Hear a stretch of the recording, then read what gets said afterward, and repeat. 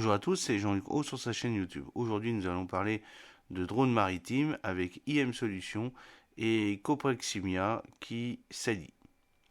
Le spécialiste de la robotique marine IM Solutions a fait appel à l'un des leaders de l'architecture navale, Coprexima, pour dessiner son tout nouveau modèle de drone marin piloté à distance.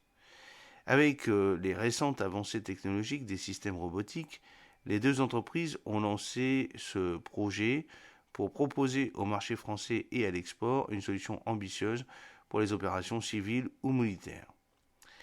Drones maritimes, drones de surface ou UAV, navires de surface autonomes sans équipage, ces engins révolutionnent le monde maritime.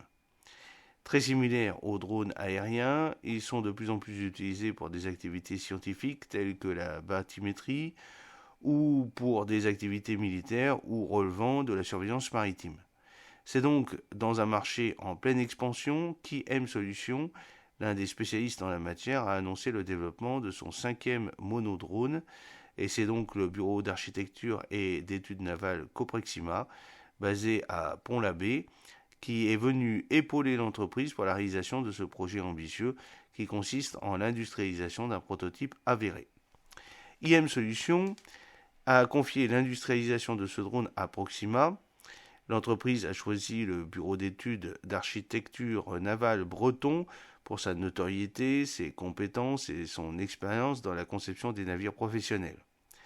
La conception de navires de série, bateaux génériques en exploitation professionnelle, bateaux de plaisance et la proximité de Proxima avec l'industriel SMM, basé à Lanester et qui va fabriquer les moules, sont d'autres atouts qui ont convaincu le spécialiste en robotique marine breton. Un drone de série polyvalent et de conception robuste.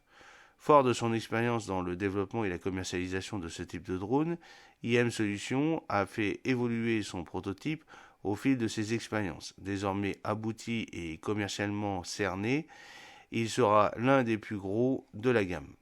Proxima est venu consolider l'étude de ce projet pour définir le processus d'industrialisation de la série.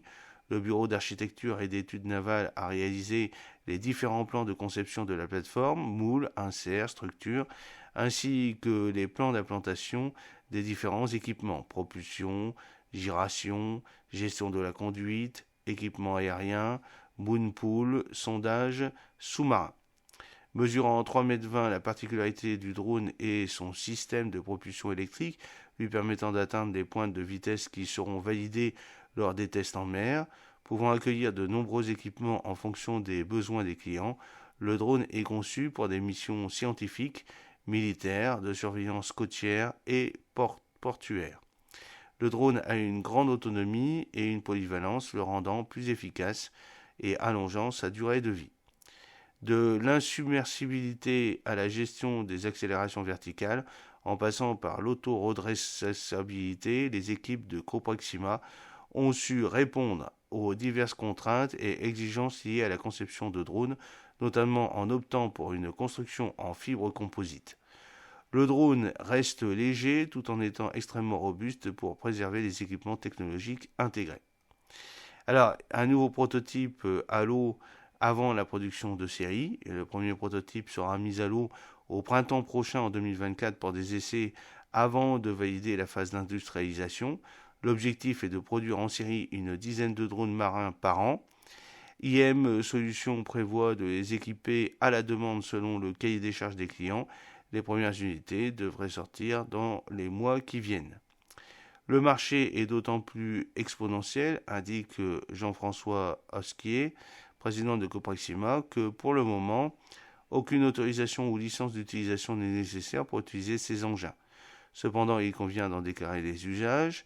Les règles qui s'appliquent sont donc celles des embarcations légères.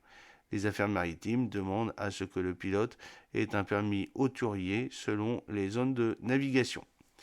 J'espère que cette petite vidéo vous a plu. N'oubliez pas de cliquer sur le pouce pour la promouvoir, de vous abonner si ce n'est pas encore fait et de partager cette vidéo sur vos réseaux sociaux. A très bientôt, fidèlement, Jean-Luc O.